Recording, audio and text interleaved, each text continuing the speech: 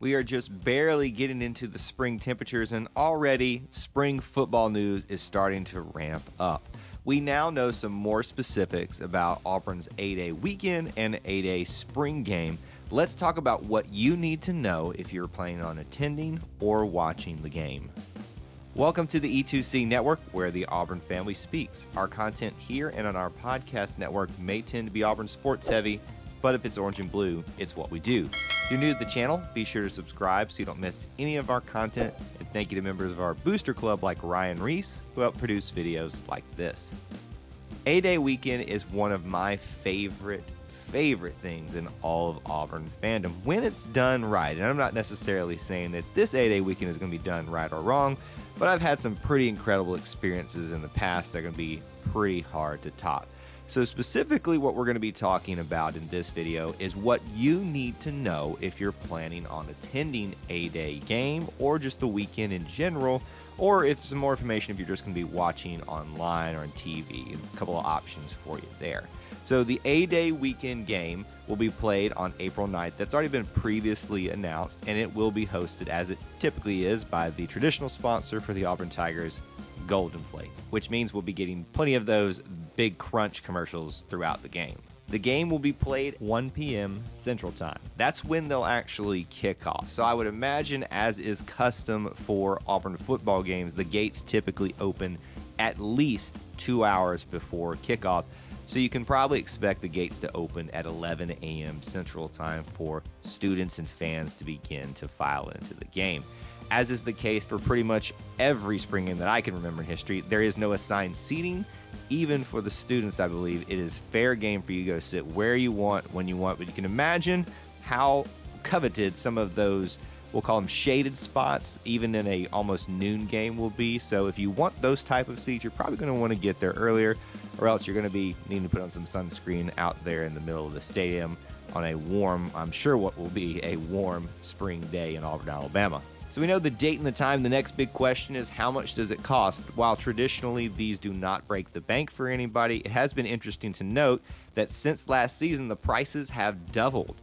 Traditionally, the price has been $5 to get into the Auburn spring game. Well, last year, with everything that was going on, the prices went up a little bit, partly probably to discourage as many people from coming as possible with all the limitations that were in place, but that is going to carry over to this year. $10 to get into the A-Day spring game. Still a bargain to come in there, spend some time in Jordan-Hare Stadium with some of your closest friends and family, and get an early look at the Auburn football team. If you want to buy tickets, the best thing to do is go online, just type in auburntigers.com tickets, and you'll go straight over there and you can find the A-Day ticket options. They're actually encouraging you to do that, and I can attest to doing that this past season. It is a much simpler process just to have it on your phone to go in. I do miss the old ticket stubs, and I hope that there's still going to be some way to get some things like that in the future. I know there's still some people who can purchase that and choose to do so, but they are encouraging you to do it through the online format. An alternative for everybody right now is to still go to the Auburn Arena ticket office, where they will be selling those there, I'm sure, up until the day of the game. But $10 will get you into the gate to spend some time in Jordan-Hare Stadium. As of this moment, we do not know of any capacity limits, any mandates, or anything like that that's been required of fans in the past. And while we don't anticipate any of that to come about, I would always be on alert for things change, as things have tended to do throughout these last couple of years. Also, keep in mind that when you're at A-Day, traditionally all the concessions are not open, so they're probably, depending on how popular the game is going to be, I don't anticipate it to be a super popular one this year. The lines will be a little bit longer for concessions and things like that. Those of you that aren't going to attend the game and want to watch it or just follow along, obviously you're going to probably have a radio broadcast. I believe they traditionally do that for A-Day game, maybe not. I think they did that in the past. But for TV-wise, right now, that is still to be determined, and that usually is indicative of how well the Auburn team did in the previous season. So, for instance, when they were going through a coaching transition, they were relegated to SEC Network Plus, and the previous year they were on SEC Network, where they still had a little bit of momentum behind them. So I would suspect that you're looking at your Auburn Tigers probably being on SEC Network Plus again this year. So really briefly, I want to talk about how this leads up to the A-Day game and some things to keep in mind if you're planning on attending or watching the A-Day game this year, some things that are probably going to be interesting. So there's going to be 15 practices that they can have in the spring, which will be starting very soon here on March 14th. and there's usually a day or two in between those practices. They'll also have a couple of scrimmages, or at least practices, inside of Jordan-Hare as well. Now, the things that are going to be intriguing to watch in the practices, but specifically in the game itself, and why I think you should attend A-Day if you can, is obviously we've got, again, a quarterback battle of quite a bit of interest, with TJ Finley returning, Robbie Ashford in the mix, Zach Calzada, and then everyone's fan favorite, Demetrius Davis. That's going to be really the interesting thing to watch, because we're probably, unfortunately, I would suspect, see someone coming out of the spring game making a decision to go somewhere else. We've broken that down in some other videos of where I think that stands. After the spring game, we'll probably make another video updating the percentage chance that who gets the start at quarterback for the 2022 season. Also, wide receiver emergence. A lot of people have been wanting someone to step up at the wide receiver position. This is your chance to kind of take a look at that and see who's going to be that, at least based off spring practices, if you attend the A-Day game or watch it online. And the last thing that I think is going to be interesting, probably not like super exciting for everybody, but I would imagine there's a lot of injuries that are still going to keep players out, such as Anders Carlson. I don't expect him to be back in time for the A-Day game, which means you get your first look at a phenom in McPherson, who was knocking almost 70-yarders in high school, and his brother, now playing for the Bengals, I believe, in the NFL, and being a pretty good kicker himself. This will be your first look at him and to see what his leg is actually like in collegiate action. So those are some things to keep in mind for schedule and stories of intrigue for the A-Day game.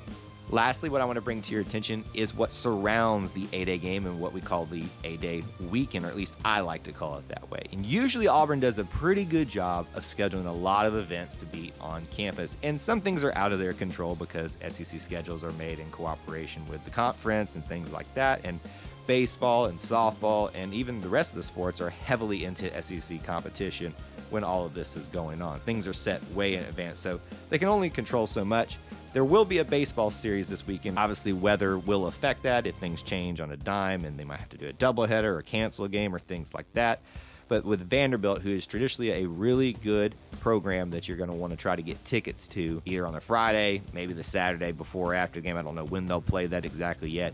And that Sunday as well. So that's going to be your big thing that you want to pay attention to. Men's tennis will be in town and be playing several teams. I think they've got like 4 matches on Friday and then on Sunday as well, usually 2 a day, with a lot of SEC action mixed in there as well. Other things of intrigue for you in town to take part in. Usually Auburn downtown gets heavily involved in this, doing a lot of sales and promotions and things like that.